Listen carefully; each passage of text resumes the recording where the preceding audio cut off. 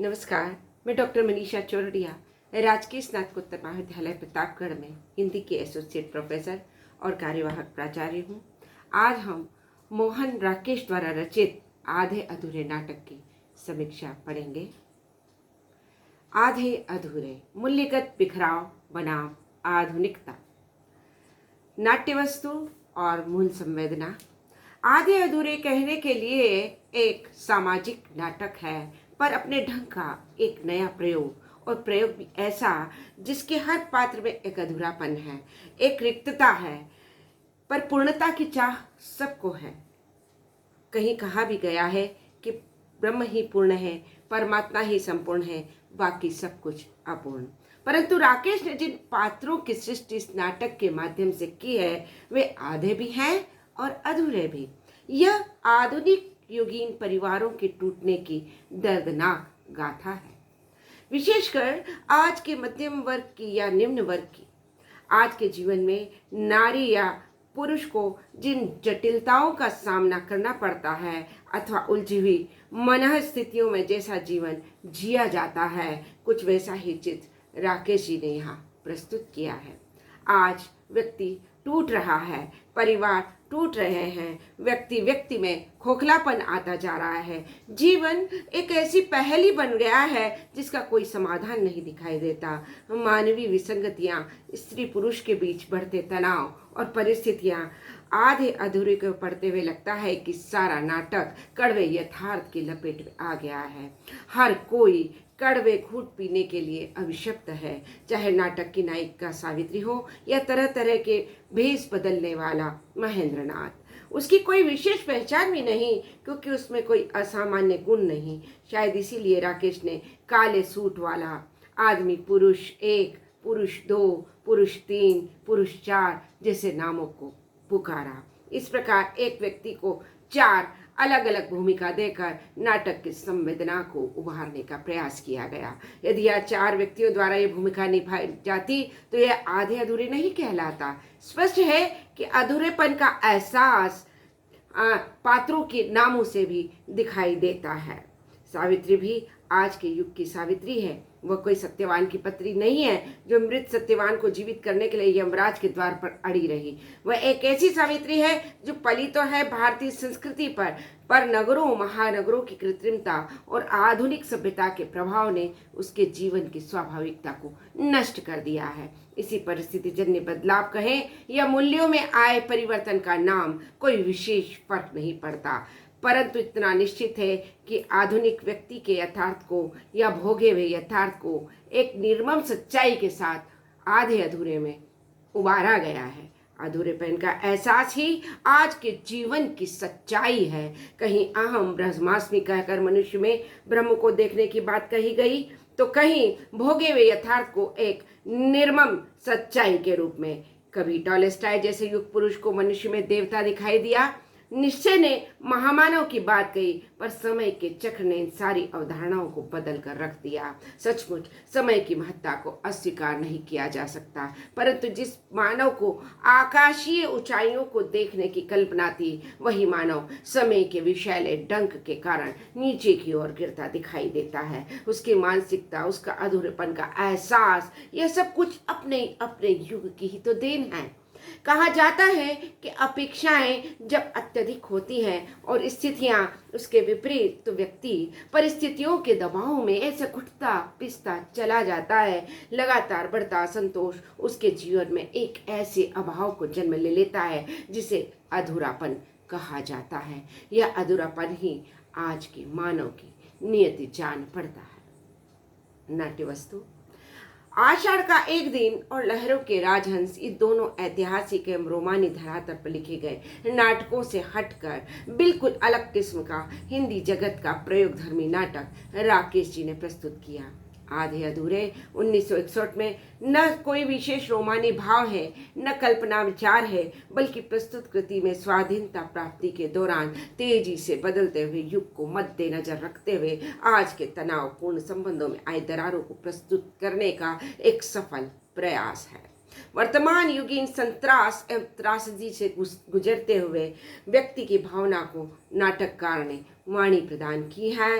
बेरोजगारी, आधुनिकता और महानगरी सभ्यता में जितने ही परिवर्तन मानव जीवन में लाए हैं, ये सभ्यता एक अंधानुकरण एवं अहमवादी प्रवृत्ति ने आदमी को आदमी से दूर ले जाकर एक अंधेरी खाई के मुहाने खड़ा कर दिया है।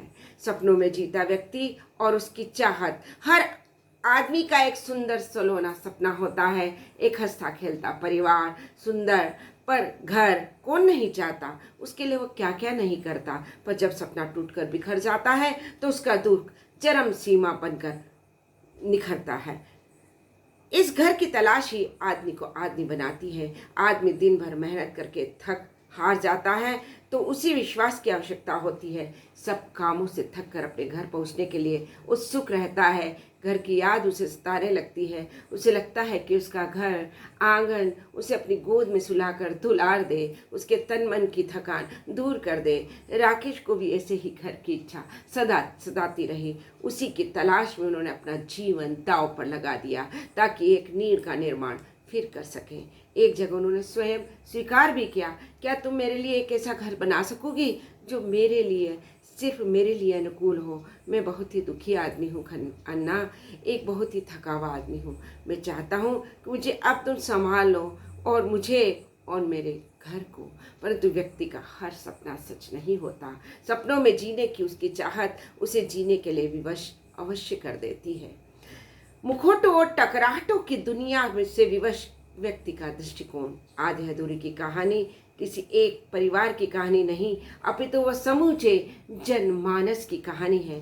कहानी का एक पात्र वर्तमान जीवन की पीड़ा से ग्रस्त हर व्यक्ति की वेदना को व्यक्त करता है, अपनी क्षमता अनुसार उसका एहसास कराता है, चाहे वो महेंद्र नाथ हो या सावित्री, बिन्नी हो या मनोहर या फिर अशोक या किन्नी। हर व्यक्ति अपनी ही ग्रंथियों का शिकार है।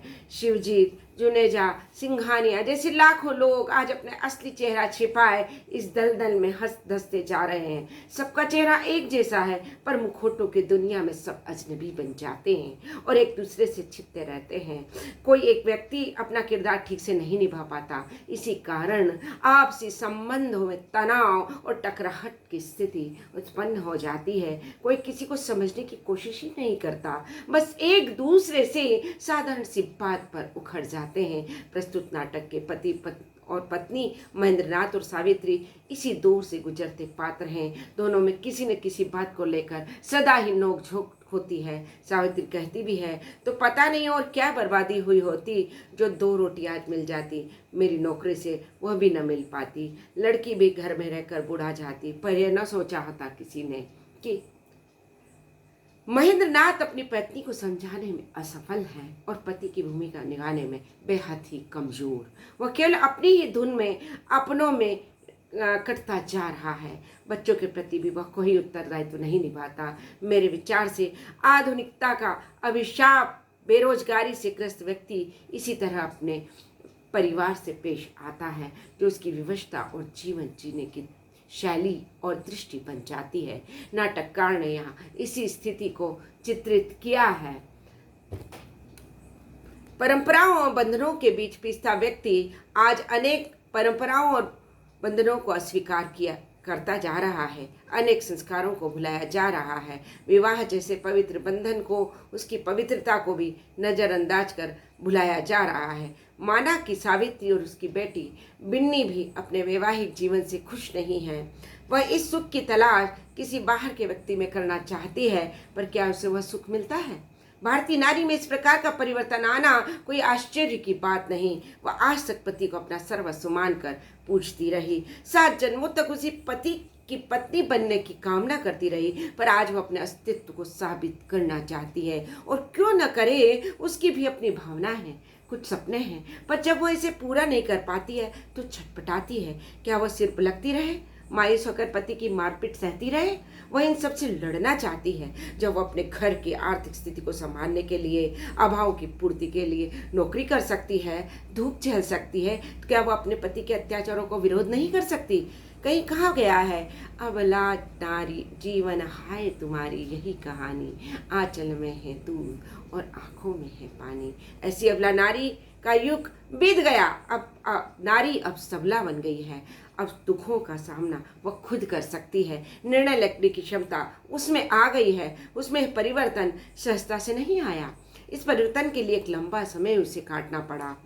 अपने अत्याचारी पति का विरोध करने का बल आज की मध्यम वर्गीय नौकरी पेशा महिलाओं में आ गया है। आज ये सबला बनकर हर क्षेत्र में सिर उठाए जी रही हैं। कुछ ऐसी ही क्षमता सावित्री में भी आई है। वो अपने घर को संभालने के लिए तत्पर रहती है, बच्चों को भविष्य बनाने के लिए जूझती है, हर व्यक्ति से संबंध बढ़ाती है ताकि अपने बेटे को नौकरी दिलवा सके। वह एक जगह कहती भी है, वैसे 1000 बार कहोगे कि लड़की की नौकरी के लिए किसी से बात क्यों नहीं करती, और अब मैं मौका निकालती हूँ उसके लिए तो शुक्र नहीं मानते कि इतना बड़ा आदमी सिर्फ एक बार कहने से। परंतु पति इस बात को लेकर भी बिगड़ उठता है, क्योंकि वह मानव प्रवृत्ति है कि वह अपने पत्नी को किसी और से संबंध जोड़ते नहीं देख सकता।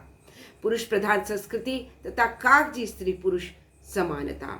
आज के युग ने स्त्री पुरुष समानता को मान्यता दी है, पर यह समानता किसी समय कैसे बदल जाती है पता नहीं। आखिर कब तक नारी पर्दे के पीछे रहकर पुरुषों के अत्याचार सहती रहे। यत्र नार्यस्ते पूज्यते तत्र नमन्ते देवता वाली नारी सम्मान और परंपरा के साथ जीती थी। आज उसी गौरवमयी परंपरा को निभाने वाली नारी के मन में अनेक सपने हैं। उड़ान भरने के लिए फौलाद सा आकाश है, परंतु पुरुषवादी संस्कृति और आधुनिक संतरास ने अपने परों को काटने की भरसक कोशिश की। इसी बची उसके पैर तले की जमीन भी खिसकने लगी। वह किसी एक नारी की ही पीड़ा नहीं है, बल्कि हर आधुनिक व्यक्ति की पीड़ा है। आधे अधूरे का हर पात अपनी अपनी तलाश करता दिखाई देता है, एक बेगानापन महसूस करता है, कभी अजनबी आंखों में अपनापन खोजता है, पर उसे वह अपनत कहीं भी नसीब नहीं होता। आर्थिक अभावों को सहते सहते व्यक्ति अकर्मण्य बेशर्म बन जाता है, तब उसके मन में किसी भी रिश्ते के प्रति कोई आस्था नहीं रह जाती। औद्योगिकता और बेरोजगारी के पाटों में पिसता व्यक्ति स्वयं का अस्तित्व भी भुला बैठता है। यहाँ चित्रित महेंद्रनाथ का अस्तित्व भी नगण्य है। वह कहता है, किसे सुना सकता हूँ, कौन है जो सुन सकता है। जिन्हें सुनना चाहिए वे सब तो एक रबड़ स्टैम्प के सिवा कुछ भी नहीं समझते मुझे, सिर्फ ज़रूरत पड़ने पर इस स्टैम्प का ठप्पा लगा देते हैं।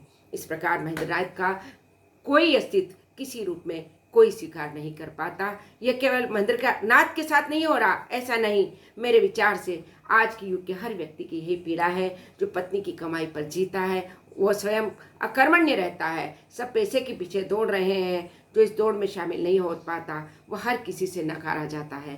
घर में रखे पुराने फर्नीचर की तरह वह रहता है, और अभाव की इन कड़ियों में बंधे व्यक्ति की स्थिति त्रिशूल की भांति हो जाती है। आज इतना ही, धन्यवाद।